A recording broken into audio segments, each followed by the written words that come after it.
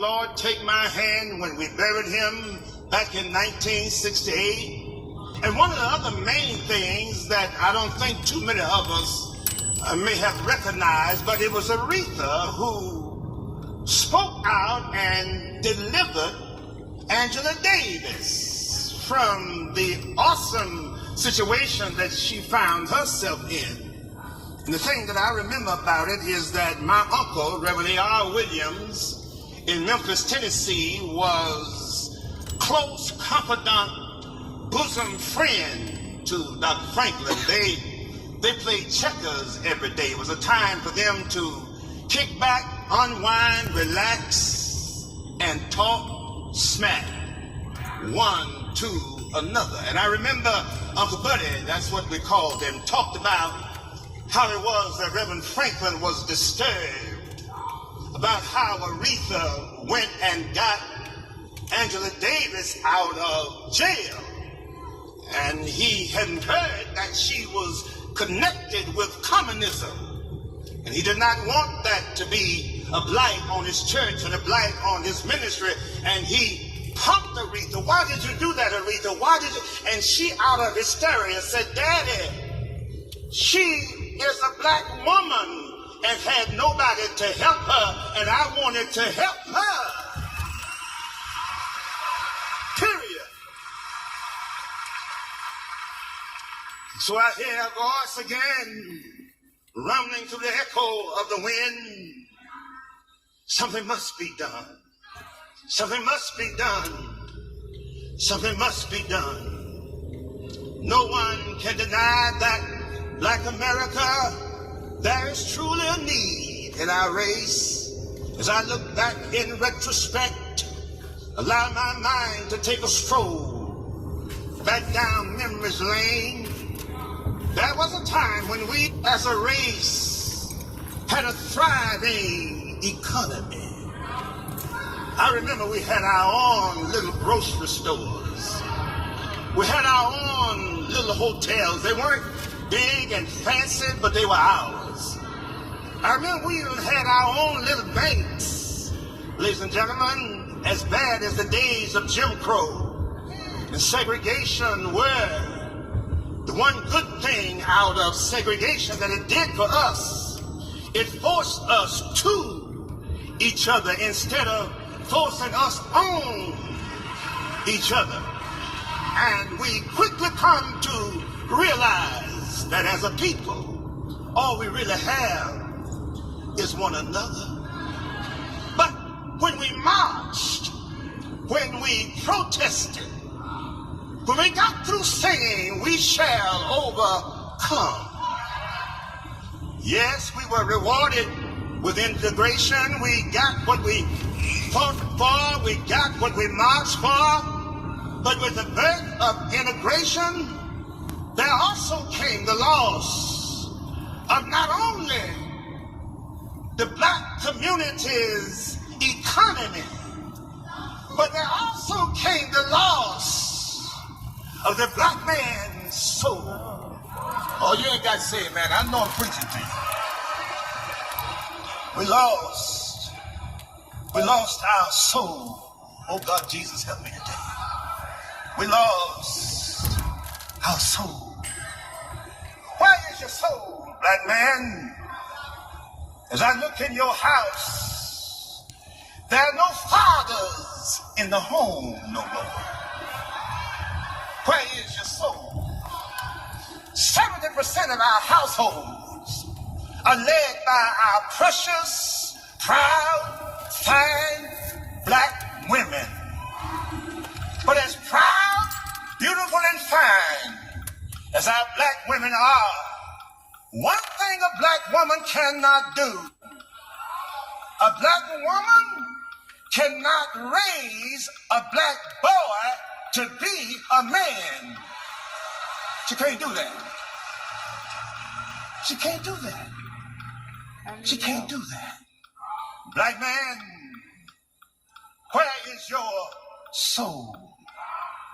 A study was released not long ago by Tuskegee Institute, and in this study, it showed how the Ku Klux Klan has killed 3,446 black people over an 86-year span of time. That's an awful lot of black people for anybody to kill. But the study also revealed that black people killed that number of black people not once a year and not 86 years, but every 6 months. So you multiply times 2, the 3,146, that means that we kill 6,000 plus black people every year. And over that 86-year span of time, that equates to us killing among us 592,712 black people are killed by black people. By the time somebody said it amazes me how it is when the police kills one of us. We're ready to protest, march, destroy innocent property. We're ready to loot, steal, whatever we want. But when we kill 100 of us, nobody says anything. Nobody does anything. Black on black crime. We're all doing time. We're locked up in our mind. There's got to be a better way. We must stop this today.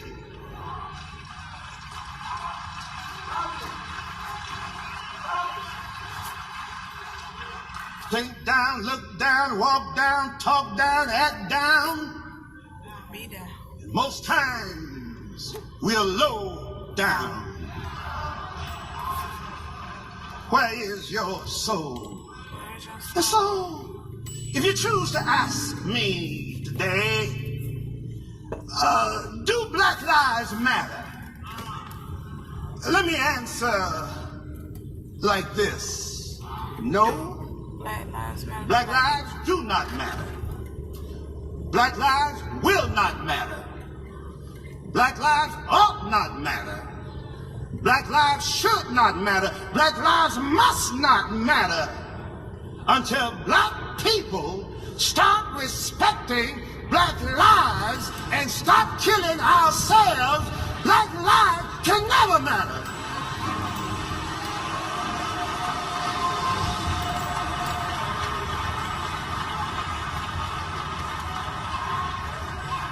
Walking around in our communities today, it hurts my heart. Everybody you see in our community walking around like zombies. You know, just crack on crack. Everybody high. Everybody drunk. They walk up to you and try to reach for you. You shoo them off like they're flies. Where is your soul? Where is your God? So shift back and come to where we are. The Queen's legacy. The Queen's life. What can we leave here saying that the Queen of Soul has done, is doing, or will do, that will impact us as a race, to turn our race around? The eyes of the world are upon us today because of late Dr. C.L. Franklin. I mean, despite the fact that his marriage faltered and he and his wife broke up, we don't know really what happened, but we do know that he ended up having to raise 4 children by himself. No, I'm not saying that Dr. Franklin exercised the best parenting skills that there are. I'm not saying that. By no impression am I trying to perpetrate that to you, because he certainly did not. There was no way that a man called upon to preach the gospel as much as he did and have the awesome responsibility of pastoring his church. There's no way in the world that he could adequately raise through parenting skills. No way he could raise 4 children. Something in the home had to be wrong. There had to be some kind of deficit. And we can tell that it was a deficit somewhere because of the way the queen sang. Most of the songs we heard her sing, particularly in her early years, we could feel the pain. We could feel the hurt. We could feel her backsets and setbacks in life. We could feel her heartaches and heartbreaks in life because they met our heartaches. They met our backsets, our setbacks. We could feel that when she sang her song. Natural Woman, Ain't No Way, all of those songs that she sang. I'm not saying negatively about Dr. Franklin because I went down that same road. There's no need of me standing up here trying to make you think that my life has been squeaky clean, because it hasn't. Particularly when it comes down to the home, oh God Jesus. When it comes down to where and what the responsibility of us as a race is in our home, with our children, when we fuss and when we argue and when we fight and separate and divorce, you're not cognizant of the fact that scars are put upon our children, that sometimes they never see it until they get grown and get out on their own, and then they spot and see the scars that are upon their lives. But shift here with Dr. Franklin's situation as we look here at what he did with his children, where we are with our children. He still exercised as best he could parenting skills. Anytime we stray away from God's design for what the home is supposed to be, havoc will be our results. I mean, God has told us what to do with the home. He designed the home. I mean, God put in the home a man and a woman, a father and a mother. See, God put in the home a husband and a wife, a provider and a nurturer. The provider is to provide for the home, man's responsibility. The woman is to give nurturing, which means her role is to give the child love, affection that prepares him or her for love and affection when they get out of the home. See? And whenever a man is not there and the provisions are not made for the home, and whenever the mother is not there and the child doesn't learn how to nurture and be loved and thereby love, the womb is to the child before birth what the home is to be to the child after birth. And whenever you take a foreign object and you put it into the womb before that baby is born, that's abortion before birth. And when that home is not like it ought to be, the father's not doing his part, the mother not doing her part, and the child has deficits, that's abortion after birth. So as a race, Black America does not need better houses. Oh, we don't need no better houses. I know the government, big business and big corporations can provide for us better houses. They can give them to us. Sometimes we require and want to be given too much, too often. But a home is what I see black people need more than a house. We don't need better houses given to us. We need to make for ourselves better homes. Better homes. We need better homes. What did you say? What did you say? What did you say? Did you say what's the difference in a house and a home? Well, may I tell you, there's a vast difference in a house and a home. A house is structural, but a home is spiritual.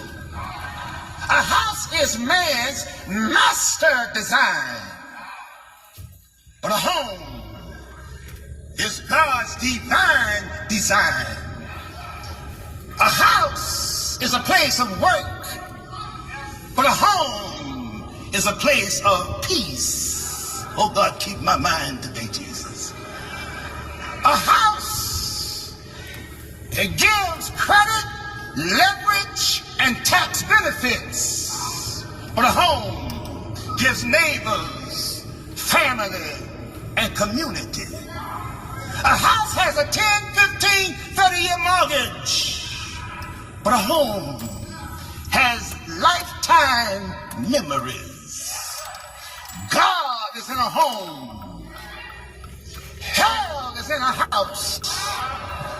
No wonder nobody ever sings house, sweet house.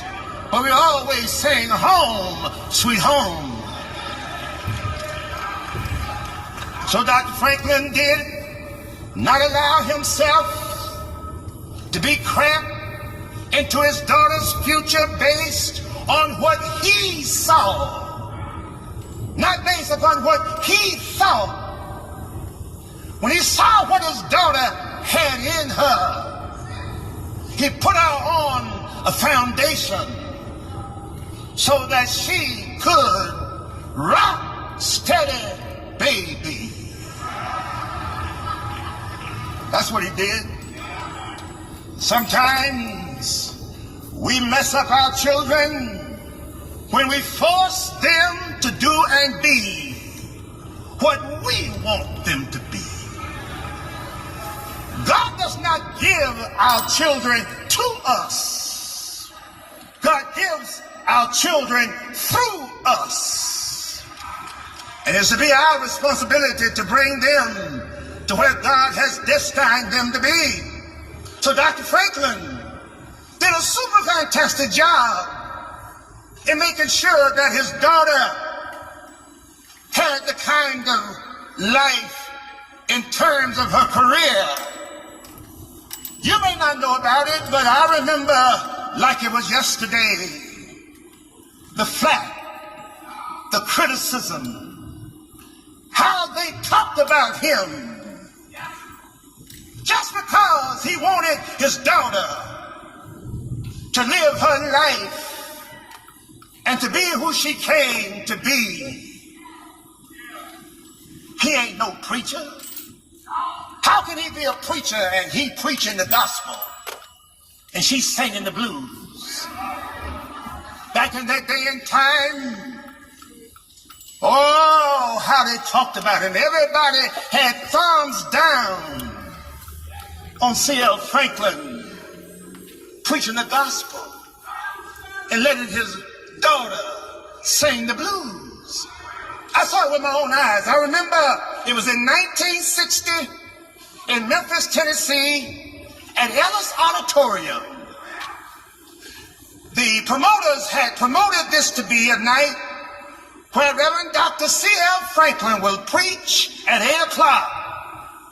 And everybody will hear him preach his celebrated sermon. The eagle stirs her nest.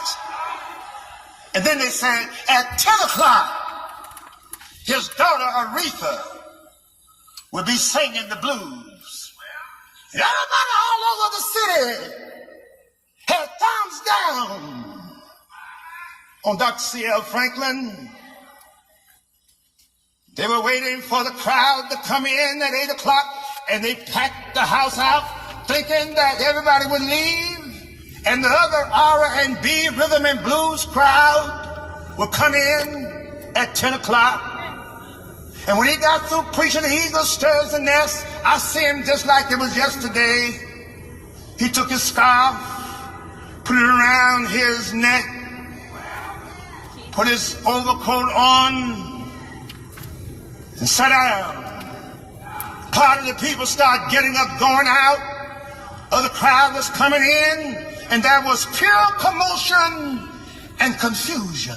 And when he sensed how confusing it was, this parent gets up and goes to the microphone and grabs it again and stands there and say, I don't know what's wrong with you all. Why you're treating me and acting like you are. I mean, Aretha is my daughter. You all think that I'm not going to sit here and listen to my daughter? If you think that's the case, what you need to do is go on and let whoever come in, because I am getting ready to sit down on this stage and listen to my daughter sing the blues.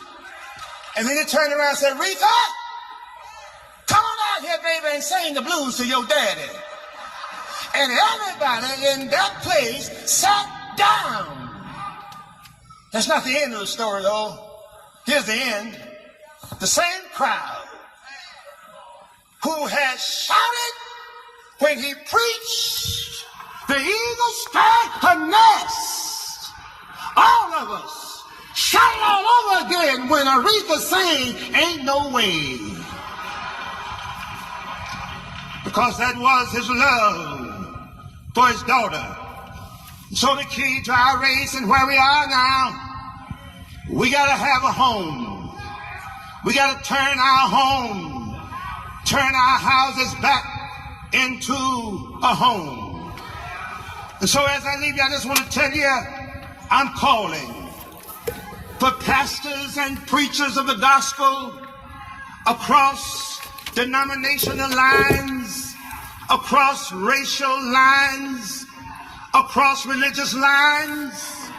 I'm calling upon us to lock our arms together now, and we can turn Black America around. You say, where shall we go and what shall we do? Right in your own neighborhoods where your church is. They're struggling single moms that don't know what to do. That needs a man in the house through mentoring programs and parenting our children. We can turn Black America around.